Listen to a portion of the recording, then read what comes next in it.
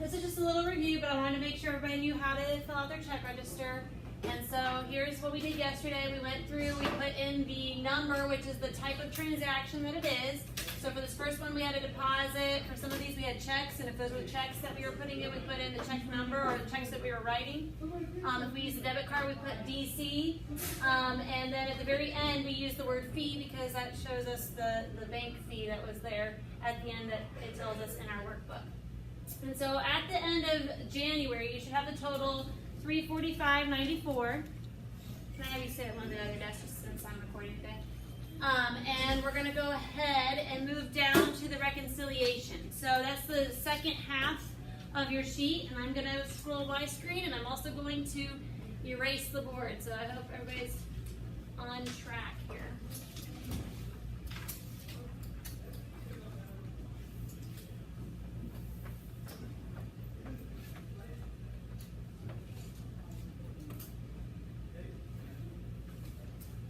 Okay, so this is the reconciliation. At the end of every month, if you have a bank checking account or savings account, they're going to give you something that they like to call a statement. Okay, I'm going to show this door so it's not just distracting you on the hallway. A statement is simply a list of all the transactions that the bank has recorded in the month's time. But as I was telling you guys yesterday, what record should be the most accurate at all times? Yours or the bank's? Yours. Yours, because you should be recording it as you're doing it. The bank's just going to be recording it as it hits their system, and sometimes that doesn't happen immediately. Sometimes we hang on to checks before we cash them or deposit them, and so those are the things that can maybe fluctuate. Sometimes a store, if you go shopping there, they run all of their transactions at the end of the day. So even though you purchase something in the morning, it may not leave their store until later on that day, or maybe even the next day. It just kind of depends on what their system does. So your record should always be the most accurate. So what you should do at the end of every month is you should look at your record and you should look at the bank's record and compare them. And that's what the reconciliation statement is all about. It's about comparing the two records and making them right, meaning making them find the middle ground. So the word reconciliation means to make right. And that's what we're going to do. We're going to look at our record, we're going to look at the bank's record, and we're going to find out what's missing from the bank's record. Because ours should be 100% right. So, first thing that it asks. So here's the bank statement. This part's the bank statement. This is what comes to you from the bank. This part's the part we're going to fill out based on what the bank says and what ours says. So the first thing it asks is it says, what is the ending balance on your statement? So the statement is the bank's. What is the ending balance? What does it say on your guys' thing? $440.99. That is exactly right, and that's exactly what we're going to write there. $440.99. Notice right here it says ending balance. We're looking at our statement. That's what we're going to write up here. $440.99. So that's what we're starting with on our reconciliation. Then it says deposits not in the statement. So deposits are money that are going into our account, right? That's the plus column. How many of those did we have? 2. We had 2 on our checking account register. Now if we go and look over here, how many deposits does the bank statement have? 1, 2. How many? 21. You guys tell me. 2. Look at the bank statement. How many deposits does it show us having? 1. 1. Only one actually uses the term deposit.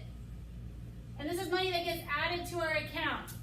So they only have 1, and we had 2. Which one of ours are they missing? Our last one. Our last one. What is the amount for that one? 692.37. 27 or 37? 30. 37. 692.37, so that's what we're going to write on the amount. And what was the date of that transaction? This is kind of confusing. Hold on. We're going to get there. It was the 31st?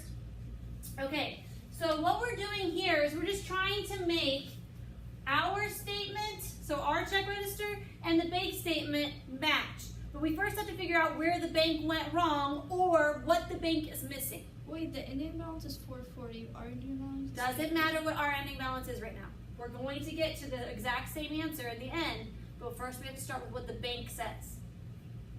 Okay? In the end, we should have our 345 whatever down here. But that's only if we account for what the bank is missing. And so that's what we're checking. We're saying, what has the bank not done that they need to do? So the first thing that we notice is that they're missing our deposit. And so if you follow along with the numbers, you're just writing in exactly what it says. So the ending balance on the statement, we found it, we wrote it. Deposit's not on the statement. Well, we have one deposit, but we're missing one. So we got to write the one that's missing. Now, what is the total for number 2? 692. Yeah. 692.37. We're just going to write the same number down because we only had one thing that we were adding together. All right, now it says in number 3, what does it say to do? Add item 1 to item 2. So here's item 1, here's item 2. Let's add them. That's all. What is it?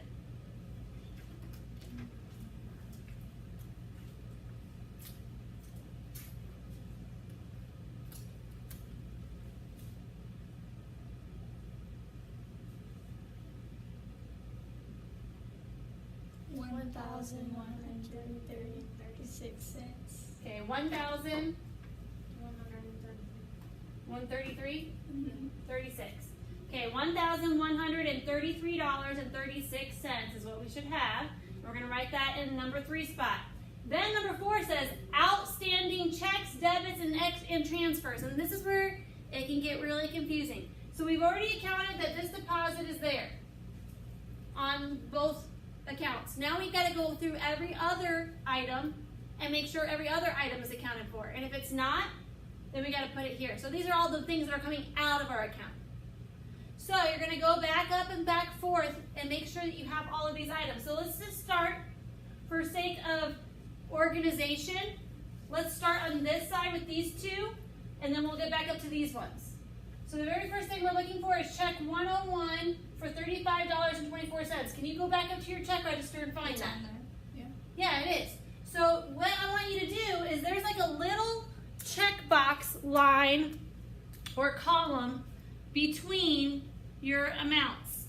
I want you to find that amount for check 101 and put a check mark next to it in the check mark column.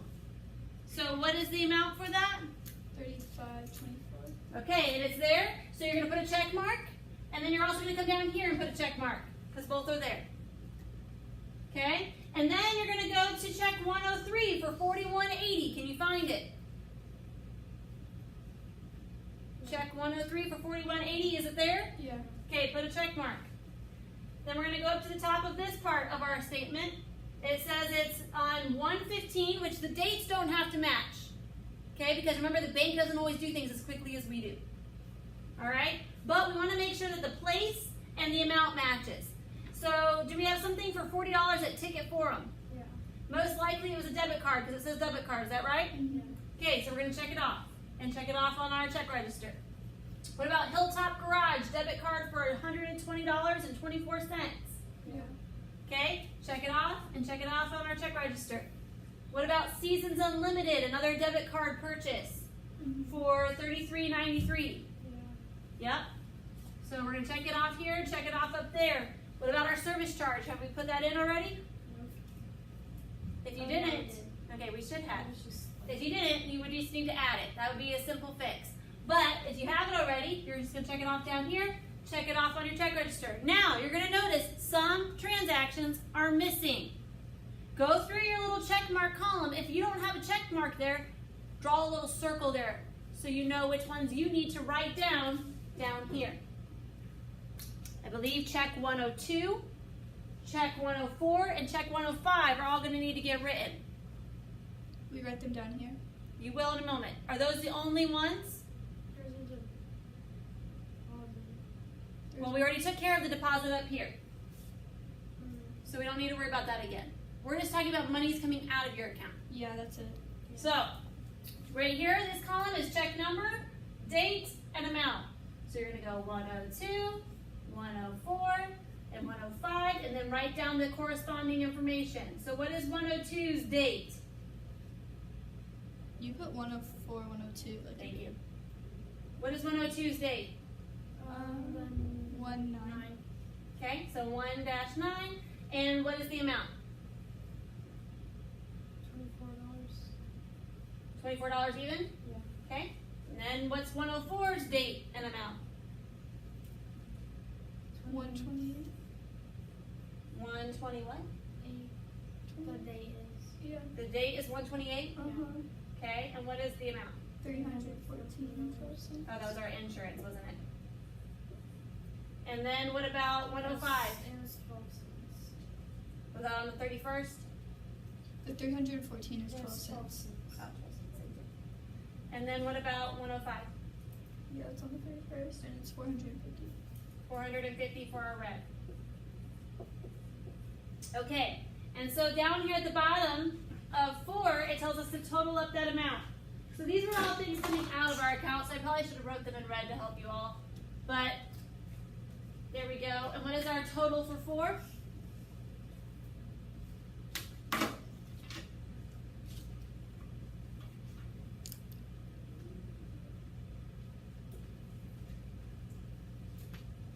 $788.12.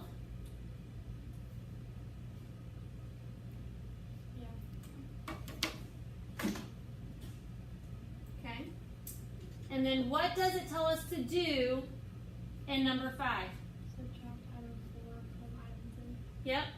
So we're going to take item 3, subtract item 4, and that's going to give us our answer here. So what is our new amount?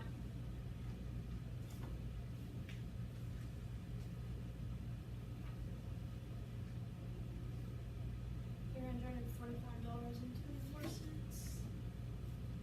Is that what we should have according to our bank account? Our check register? Yes, it is. If we get the same number after all of this down here, it means we did it right. So this number down here in our check register should match. If we did, then we're ready to move on to the next month.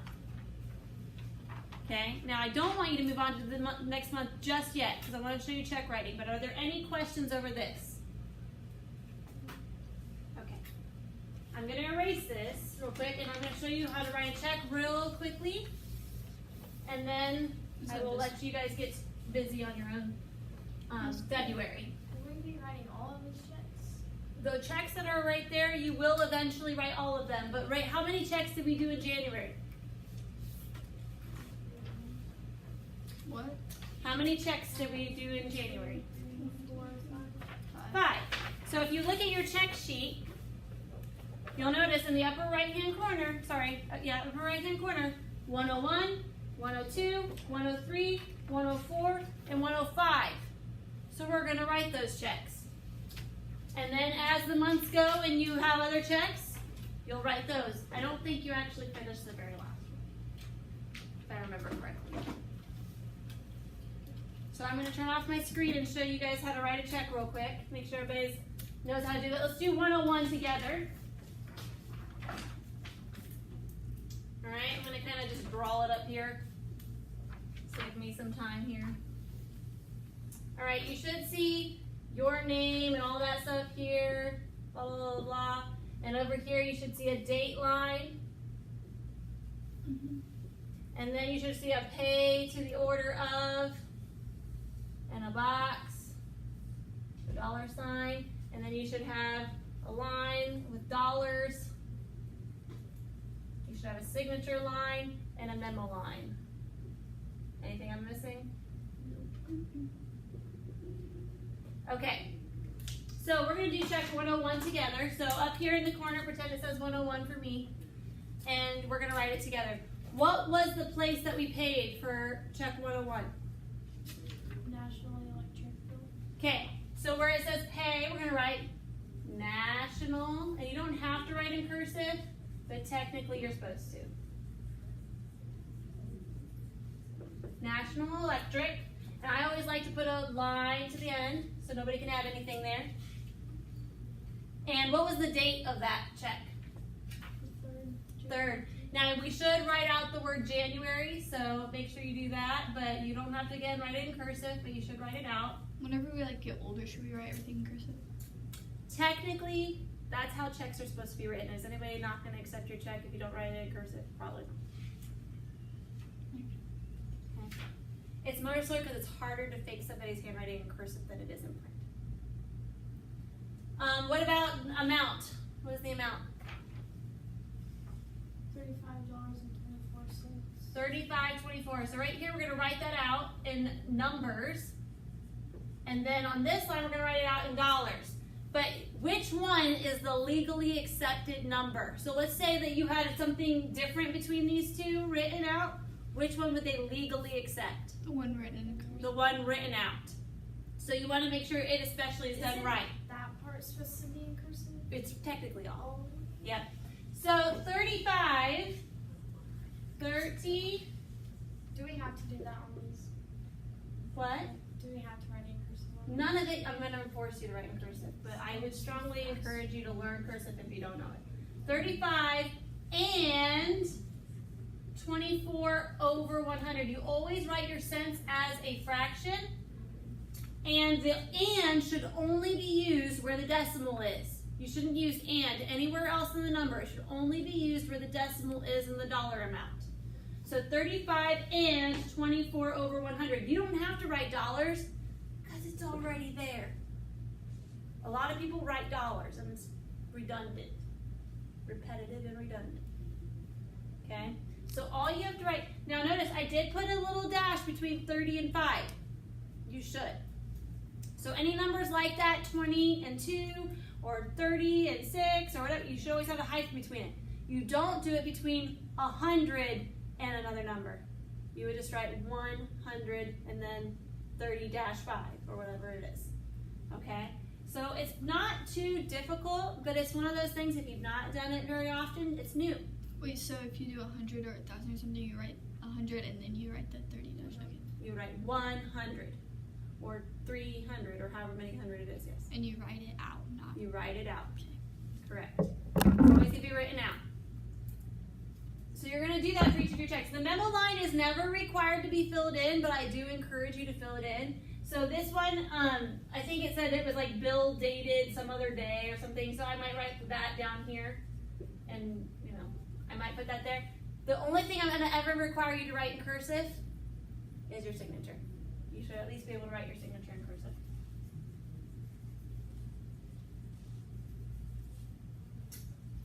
Okay, it doesn't have to be pretty, but it needs to be there. I would like for you guys to go ahead and right now write your checks 102, 103, 104, and 105. I will check them, and then you will be ready to move on to February.